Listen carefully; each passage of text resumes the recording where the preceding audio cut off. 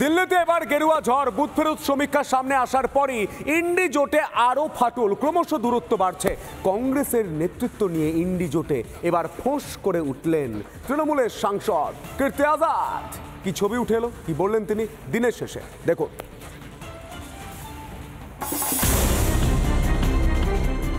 লোকসভা ভোটেও ছন্ন ছাড়া ইন্ডি জোট, বিধানসভা ভোটের পরও ফিরল না বিরোধী জোটে ঐক্য। ইন্ডি জোটের টানা কোন্দল, পদে পদে হোঁচট বিরোধী জোটে। এখনো নিজেদের মধ্যে কামড়াকামড়ি করে চলেছে ইন্ডি জোটের সদস্যরা। দিল্লি বিধানসভা ভোটে প্রায় সব কটি সমীক্ষাতেই এগিয়ে বিজেপি, যা দেখে জোটে কংগ্রেসের নেতৃত্ব নিয়ে প্রশ্ন তুলেছে তৃণমূল। इसमें अगर कोई दोषी है, अगर सच में बन रही है भारतीय जनता पार्टी के, तो कांग्रेस को विचार करना चाहिए, क्योंकि हरियाणा में मांग थी, वहाँ भी हार गए, उससे पहले महाराष्ट्र में हार गए, लोकसभा में जो इतना बढ़िया हमें मिला था, यह क्यों ऐसा कारण है कि सब जगह पर कांग्रेस हारती चली जा रही है। इसलिए सोचना पड़ेगा कि क्या इंडिया गठबंधन के मुखिया कांग्रेस को बना रहना चाहिए। অর্থাৎ কংগ্রেস তৃণমূলের মধ্যে বাংলায় তিক্ততা তো ছিলই, এবার দিল্লিতেও প্রকাশ্যে সেই কোন্দল। তবে এই প্রথমবার তো নয়, এর আগেও ইন্ডি জোটে মমতা বন্দ্যোপাধ্যায়ের নেতৃত্ব চেয়ে সওয়াল করেছিলেন কল্যাণ বন্দ্যোপাধ্যায়। দিদিকে যে মুহূর্তে ইন্ডিয়া অ্যালায়েন্সে লিডার করবে না, গোটা ভারতবর্ষ কিন্তু মমতাময় হয়ে যাবে। ইন্ডিয়া অ্যালায়েন্সের একটা নেতৃত্ব দেওয়ার লোক দরকার আছে, এবং সেই নেতৃত্ব দেওয়ার ক্ষমতা একমাত্র মমতা বন্দ্যোপাধ্যায়ের আছে, আর কারণ নেই। কংগ্রেসের সঙ্গে শরিক দলের সদস্যদের মনোমালিন্য অবশ্য ভোট পর্বের আগে থেকেই চলছিল। দিল্লিতে আম আদমি পার্টির হয়ে বেশ কয়েকটি প্রচার করেছিল তৃণমূল কংগ্রেসের রথী মহারথীরা। এমনকি আপ প্রার্থীর হয়ে প্রচারে নেমেছিলেন খোদ সমাজবাদী পার্টির প্রধান অখিলেশ যাদবও। আর সমীক্ষার রিপোর্ট সামনে আসতেই এবার কংগ্রেসের নেতৃত্ব নিয়েই সন্দেহ প্রকাশ তৃণমূলের। যে অধপতনের দিকে যাচ্ছে সেটা কিন্তু সবাই, সারা ভারতবর্ষের মানুষ দেখছে।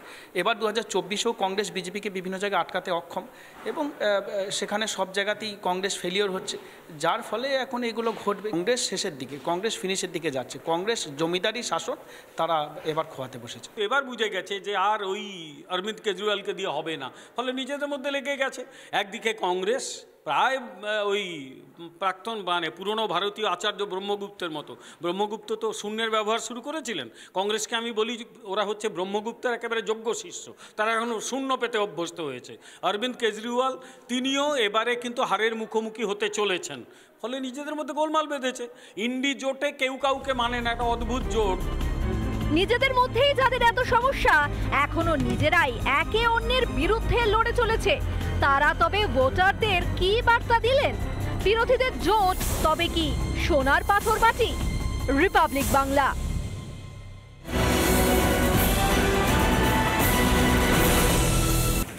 আমেরিকায় 104 জন অবৈধভাবে বসবাসকারী ভারতীয়কে ফেরত পাঠানো ইস্যুতে উত্তাল হলো সংসদ।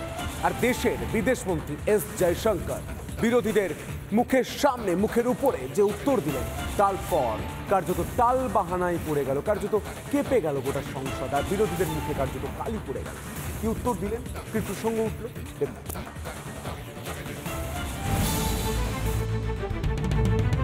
মার্কিন সামরিক বিমান C-17 গ্লোবমাস্টারে চাপিয়ে 104 ভারতীয় অভিবাসীকে দেশে পাঠিয়েছে আমেরিকা, যাকে হাতিয়ার করে সংসদে ঝড় তুলল বিরোধীরা।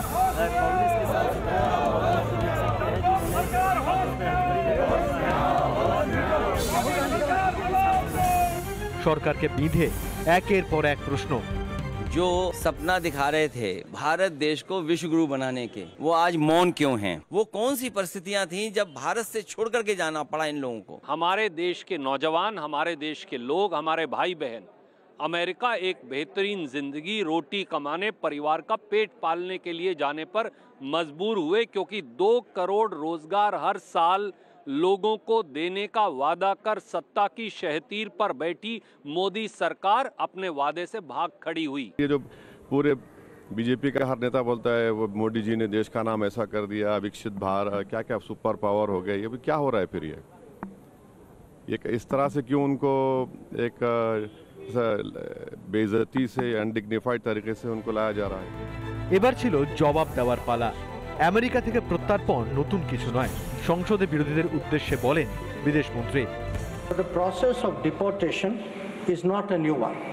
I repeat, not a new one, and has been ongoing for several years. So, deportations by the US are organized and executed by the Immigration and Customs Enforcement (ICE) authorities. The standard operating procedure for deportation by aircraft used by ICE that is effective from 2012.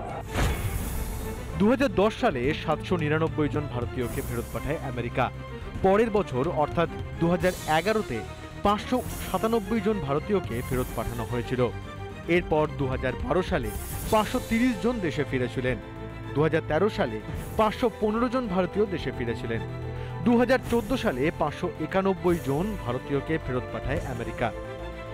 যারা অবৈধভাবে মার্কিন মুলুকে বসবাস করে দেশের নাম বদনাম করল, তাদের নিয়ে এত মাথা ব্যথা কেন ইন্ডি জোটের? অথচ এই দেশে অনুপ্রবেশকারী বাংলাদেশিদের নিয়ে বিন্দুমাত্র মাথা ঘামায় না তারা। উল্টে ভোট ব্যাংকের জন্য তাদেরকেই প্রশ্রয় দেয়।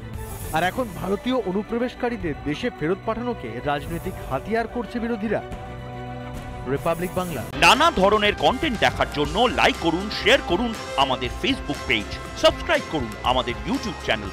পাশাপাশি অন্যান্য ব্রেকিং নিউজের জন্য অবশ্যই চোখ রাখুন রিপাবলিক বাংলায়।